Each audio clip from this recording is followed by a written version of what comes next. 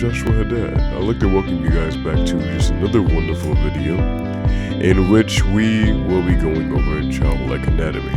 As you can see here, I was kind of struggling finding some good anatomy photos online so we can have it as references. So instead I decided to break up structure and do like a quick little sketch of characters so we could talk about the anatomy. Sorry for it being a little messy, but I will do a time lapse after this to clean up the sketch, finish the sketch for you to see how we turn from this to a finalized product. So now as we go in and we look at the characters, let's start with the female over to the right. So starting with her head, if we really examine it, the jaw is smaller for children. You kind of want to, best way I could describe it is imagine you drawing a circle.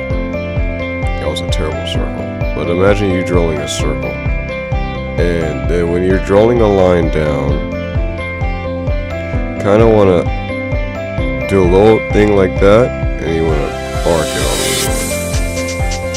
Just kind of like a little pop, and then you kind of want to do the same thing on the other side, just a little pop, and then you just bring it all the way over. Yeah, I probably shouldn't have regardless, I should probably use my support, but bless my hand on the screen, honestly, as I go draw this, but it's okay.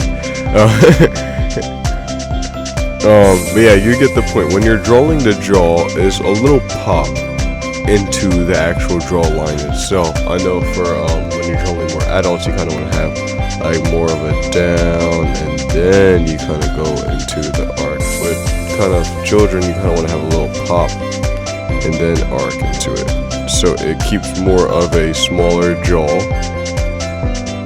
and allows you to see the same frame. Also for children, their head is a lot bigger, their body's still smaller, so roughly use, for me, I use about like three and a quarter head heights length. Usually I just do a smaller frame. I'm not the best at measuring head heights. I probably do it subconsciously at this point. But yeah, with measuring head heights, if you wish to go by that, then it's usually about like anywhere from like 3 and a quarter to about like 5 head heights, 4.5 head heights long. About 5 max. Maybe if you push it, you could get to 5. But yeah, that's about what children's head heights are.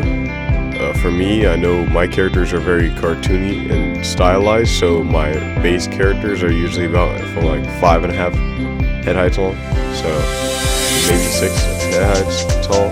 You're not that big of characters, so yeah, I would not be having my characters that tall. But if we just go over structure wise, so easy way to break it down is we obviously know the neck is very tiny. You kind of want to thin it just a tad bit when you're drawing children, or keep it the same way. I know I naturally have a thinner neck at the base for my characters, but I thin it just a little bit. But yeah, you don't want to do it too much, just because while they tend to have smaller necks and whatnot, you don't want to overdo it. For the body's actual sculpture, I recommend using boxes. Like as you can see here, I did boxes for the torsos, and for the pelvis, do the same thing you normally do. For me, I like to draw like a cylinder blob looking shape for a male pelvises. For female pelvises, I like to draw this like underwear shape block right here, because it gives me the ability to draw the ball popping in the outside right here, which gives them more of a lower prominent figure. But again, for children, they don't really have muscle mass or a lot of fat gain as well, so when drawing them, they really would not have any those features at all whatsoever. Like a guy would not be like muscular, a girl would not be like overly developed. So you just kind of want to have a character's very, very thin, not that much. So when you draw like the shoulder sculpture from here, it's more so like just a thin arc in the same way you would normally sculpt the arm. You just kind of want to have your little circle, and you want to just draw a nice little thin line. And you got a nice little thin line just coming around. Their bodies aren't as developed muscular-wise, so they would not have like the muscles showing. They have body fat, but it's not like such a high percentage where it will cause any like forms or like wrinkles or fat rolls or anything to appear in their body. Now some children do. That's not a problem. It's just a different way of drawing it. We're just talking about like just a base child anatomy right here. Also with the forearms is the same thing. With the hands, you gotta like chibify the hands while like keeping it structured. So the best way I could describe it is take your hands, make them a bit more plumpy and less detailed, like how you would with like more plumpy and a bit more simplified, like how you do with chibi, but then simplify it more than it's like a perfect medium. So instead of you kind of going like little like nubs, I'm not gonna fully draw all of it, but let's just say instead of you going like, let's just use the ball for example. Instead of you just doing the ball, or instead of you doing like a very in-depth detailed ball with like shading all over here, and then you got like the highlights all up here, and then you got the shadow in the back, like you know all that fancy stuff. If instead of you doing all that, you kind of want to have like a little in between right here, where you do like a little bit of stuff, a little bit of this, and that's just a little bit, like just a little. This is just enough. Like you're not like doing the most, but you want to have like a good median where your fingers, while very chibified for this child, so it looks more simplified, obviously for lack of structure purposes, is still very readily available for just the appearance of the child. And of course you don't want it to be more detailed, because the majority of children, their expressions usually come from either their face or their clothing. So especially in animes and stuff, you see majority of children, unless point of view or the focal point of the image is specifically a part of their body, like the hands, or they're throwing a punch, or their legs when they're throwing a kick or something, usually it will be the face expression or just the character posing in a way. So don't overly detail the hands, because that's just going to be an interesting experience. Now for both characters, for children, again, don't really draw much of the lashes there. Lashes, while are a strong point for a lot of female characters, especially me who likes to draw nice simplified lashes, you don't really want to do that too much here, just solely due to the fact that while lashes are good, they tend to be more drawn on more developed characters like adults or grown teenagers. So due to this, when drawing children, it's okay to have like a little pop, like how I did here. Those was like, obviously you can see by the character's build, you can still recognize as a child, but you don't want to overly detail it. Again, simplicity is key here.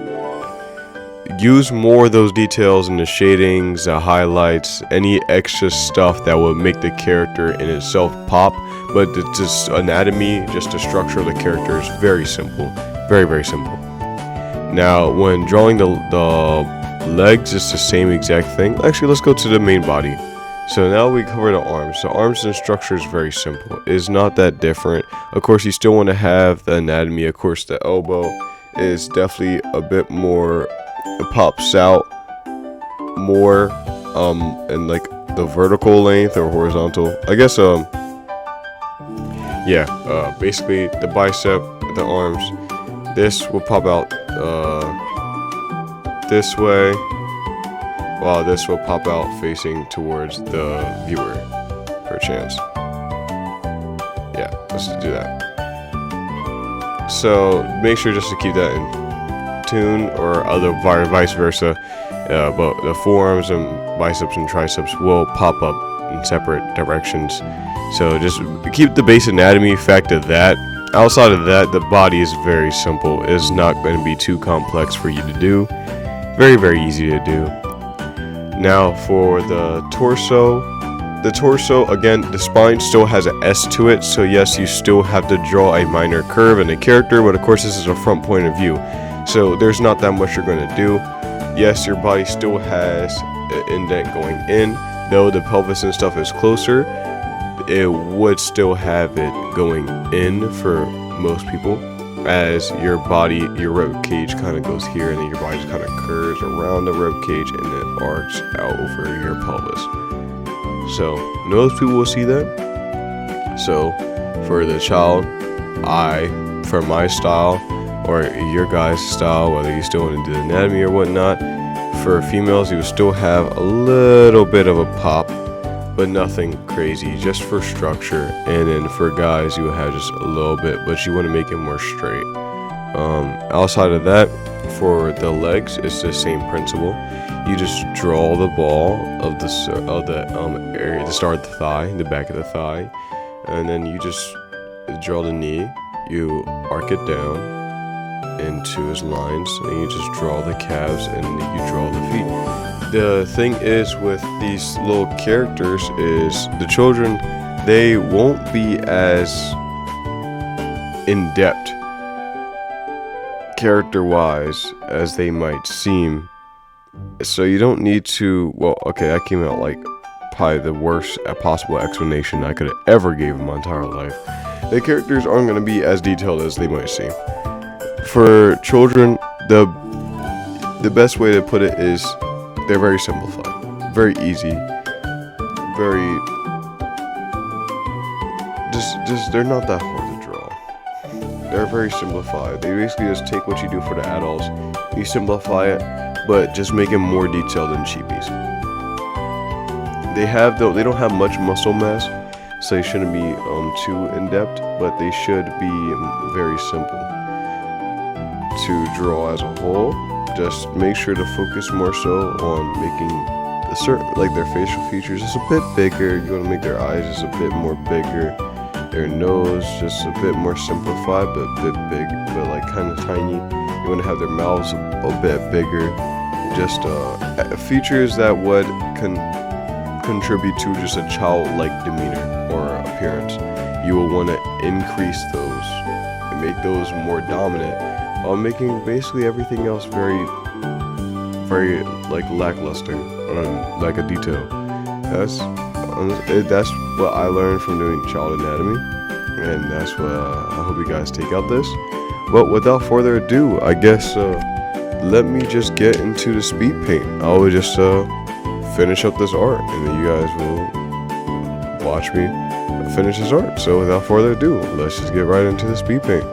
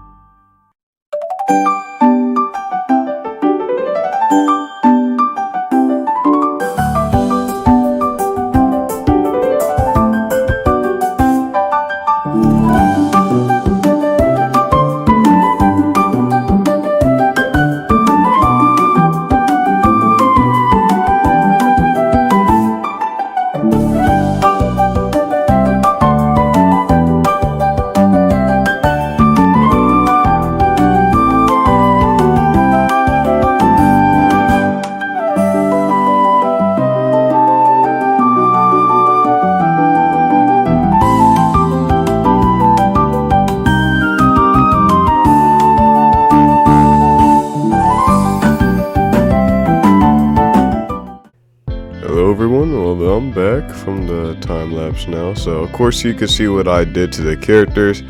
I just added a bit more stuff to them, just spice them up.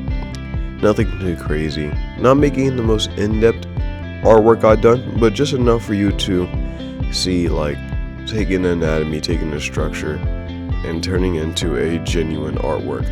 Of course, this is heavily rushed, and just want to let you know, as time posted, this is obviously very late for the video to be posted. I am sorry about that, everyone. I try to rush my best on the time lapse, but just being busy and doing this is, it definitely takes up time. But I'm glad to be able to do this for you guys. But this is anatomy for a children's photo. I went through and I just added some more designs, some little stuff, just so we are able to see children in full display. Obviously, able to see that they're kids, able to see that they're structured. Of course, I did struggle a lot with the guy's hair. We'll be working on that a lot more. Well, this is children's anatomy. I want to thank you guys again for joining me for another wonderful video. Thank you guys just for the love and the care and the support that you give me so far. Thank you guys for just being there even when you guys didn't have to. You guys decided to stick by and join me for this journey. So I thank you guys truly. As we continue going across this anatomy journey, next week is elderly and awkward morphed characters. So I'll probably do like an elderly, a older woman, and probably a monster with disproportionate limbs or something. I don't know, but I'll probably figure out something to do. But I'm sorry again for this week. The video coming out very late. It was on my bad. I should have planned it a lot better. But thank you again, guys, for just a wonderful video that you guys allow me and all the support. If it was not for support, this wonderful video would not even been posted, and I wouldn't even have had all you guys who are wonderful, who've been helping me this entire time. With the viewers and the support, it wouldn't even been there. So I just want to thank you guys again.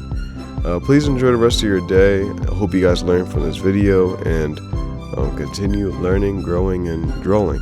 I'll see you guys next time. See ya.